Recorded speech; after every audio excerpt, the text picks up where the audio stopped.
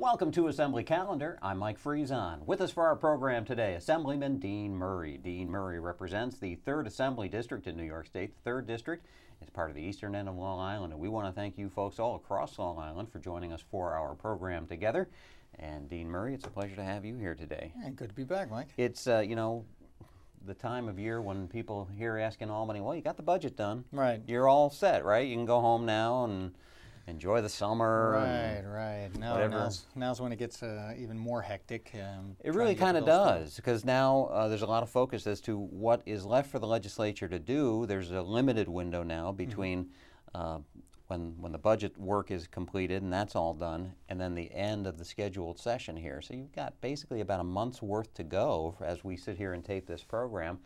And depending upon who you talk to, there's a fair amount of things left to be done, things that are important for the people of New York State. Oh, absolutely. I mean, the governor started his little tour now across the state and pushing his top 3 agenda, and that would be, the tax cap, of course, and then also ethics reform and same-sex marriage. So those are 3 of the top issues, that we'll be facing, and folks are kind of expecting that to be taken up before we get out of session. The governor was a pretty strong leader when it came to the budget debate and the budget discussion, getting that done on time and getting a formed budget in the shape that he thought was important.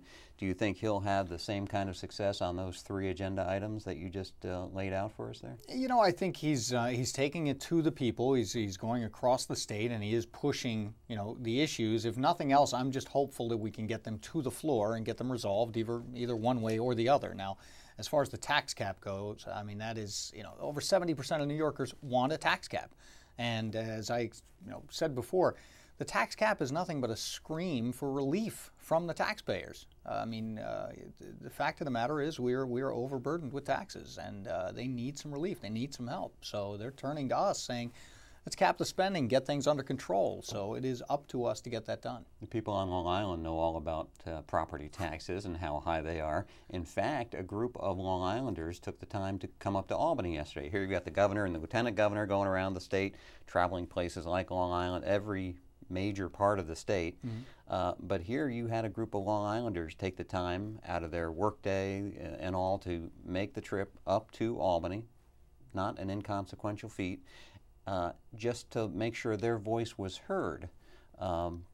Let's talk a little bit about that trip and that day in Albany just about a week or so ago here. You spoke to that group, and there were conflicting point of views. We'll show a little bit of that, but you'll hear some opposition to the idea of a tax cap here in Albany as well. Oh, absolutely. Basically it was this.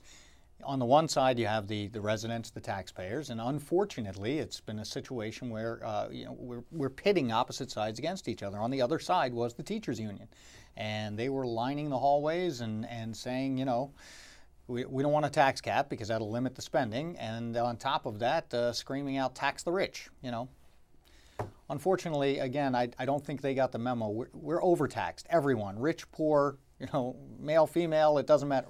We're overtaxed in New York. The last thing we need is another tax. There's a lot of people that make the point that New York State has an awful lot of money coming in, an awful lot of revenue, money to spend. It just seems to always want to have this appetite to spend just a little bit more than what it has already. Absolutely, and this is why we need the fiscal constraint right now, and we need a tax cap in place to say, that's it. Stop. Let's deal with what we have, use what we have, make it work, be efficient, and stop going to the well again and again and again, because we are chasing people out of New York. Let's look at the remarks that you made to that group. You'll hear some of that opposition from the folks who were lining the walls, as it were, of the room here at the Capitol buildings where that event took place. And we'll be back to talk more on today's Assembly Calendar with Dean Murray. I want to thank everyone for coming out today. And for those that are saying no tax cap, let me explain what this tax cap means. The tax cap is for relief. In case you didn't get the memo, we're overtaxed. It's that simple. We simply cannot afford this anymore. People yelling out,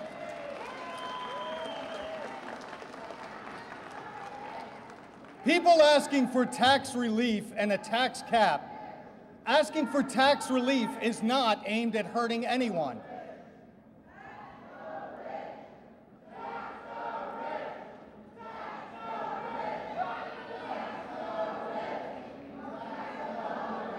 That's great. Then we'll see who's left. As I was saying, what a tax cap is it is a scream from the public for help. More than 70% of the public, of New Yorkers, say they want a tax cap. Do you know why? The latest reports have come out saying that of the highest tax people in the nation, New York dominates that list. Dominates the list. Thank you. Thank you for bringing up that joke. I say that, and listen closely, I say that because this is typical Albany, where you pit one thing against another. A few years ago, there was the big argument. On this side, you had tax cap. On this side, you had circuit breaker. And you know what happened? We got neither. And you know why? Because it was an excuse. Nothing but an excuse. Well, New Yorkers are tired of excuses. It is time for action.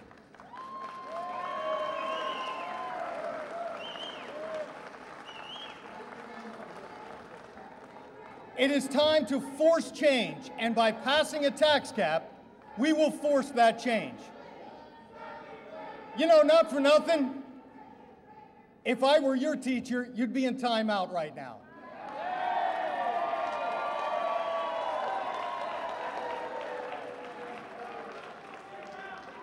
Like we're saying, this tax cap will force change.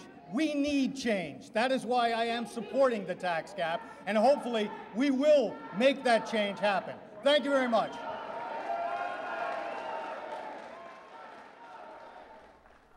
That must not be a very easy experience, for one. You know, there was one point, and I don't think we really heard what the comment was from the peanut gallery, but right. You said, thanks for referencing that joke or something like that. Well, they had held up a giant banner about the circuit breaker. And the reason I called it a joke was because, as I explained a couple of years ago, they used that as the argument. Half of the side said we want a tax cap. The other half said circuit breaker. So they argued about that, ensuring the fact that the public got neither. And that's the typical Albany game. It's to play one against the other, and in the end, nothing happens. And then it disappeared from the conversation for a year or two. And then election year rolls around again, and lo and behold, it's back. Well, as I said there, the people are tired of the talking and the game playing and all of this. It's time to get it done. And we need to get a tax cap passed now. One of the things we are hearing, though, sort of similar to that scenario from last year that you talked about, tax cap, circuit breaker. Mm-hmm. What we're hearing this year is, well, if you're going to have a tax cap, you have to have mandate relief. Right. But you know, you really can't do the mandate relief without the tax cap. And I'm starting to get concerned that maybe we're getting into that same area. Well, which one's got to come first? Maybe we can't figure it out. We don't know. It's too hard. Right, we can't do it. Exactly. You know what? If you sit and you wait for the perfect scenario, nothing happens. So what we need to do this year is learn from the past mistakes. We do need mandate relief with the tax cap, because a tax cap without some real mandate relief could spell trouble down the road. But pass the tax cap first, because once you do, it forces us to tackle the issue of mandate relief. Now, I have a bill in myself that calls for mandate relief.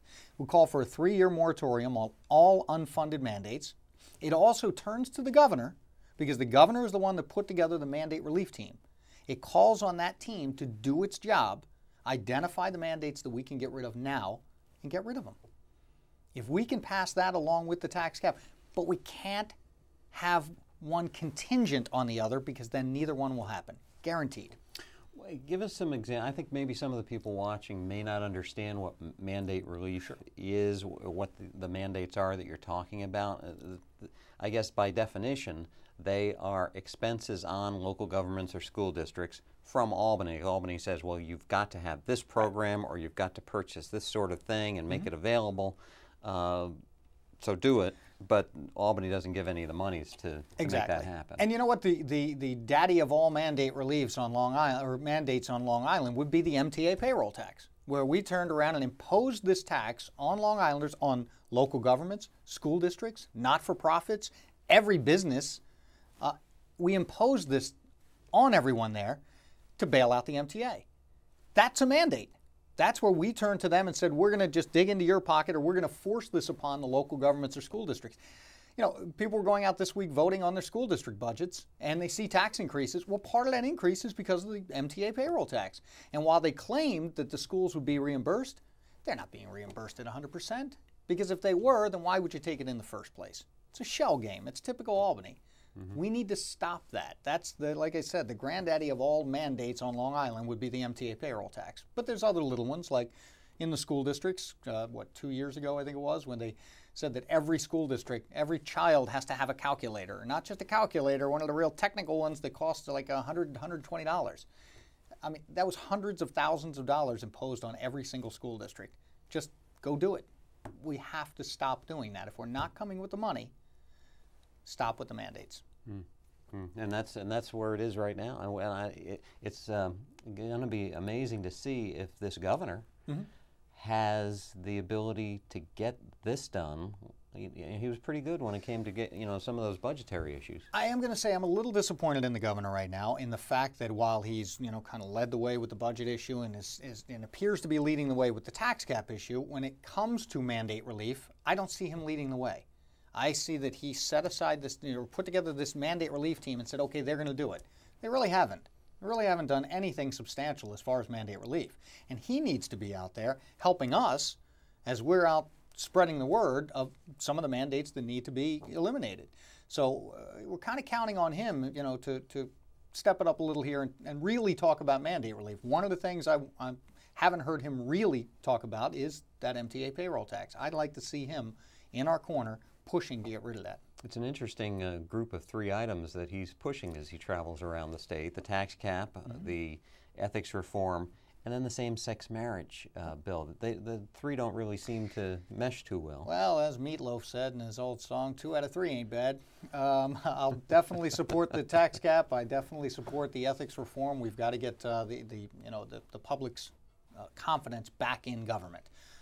So we do need some ethics reform. We do need to open it up and be more open to the taxpayers, to the voters. You mean the amount of time you've been here at the state capitol, you've seen a fair number of your colleagues already charged, indicted, convicted, Absolutely. sent to jail? Yeah. Listen, the public just wants to know that they can trust their lawmakers, and I don't see any problem with opening up. I'm a business owner. Ironically, though, I'm in advertising, and we publish certain magazines, so if you want to see my client list, just pick up the magazine so you know who I'm doing business with. But, there are, attorneys and things of this nature where it is important to know, who they are dealing with, who is paying their bills on the outside, so that we can, just make sure that everything's fine and dandy. Yeah, there are many, many lawyers in the state legislature, and it is understood that there is a need for confidentiality when it comes to client-lawyer relationships.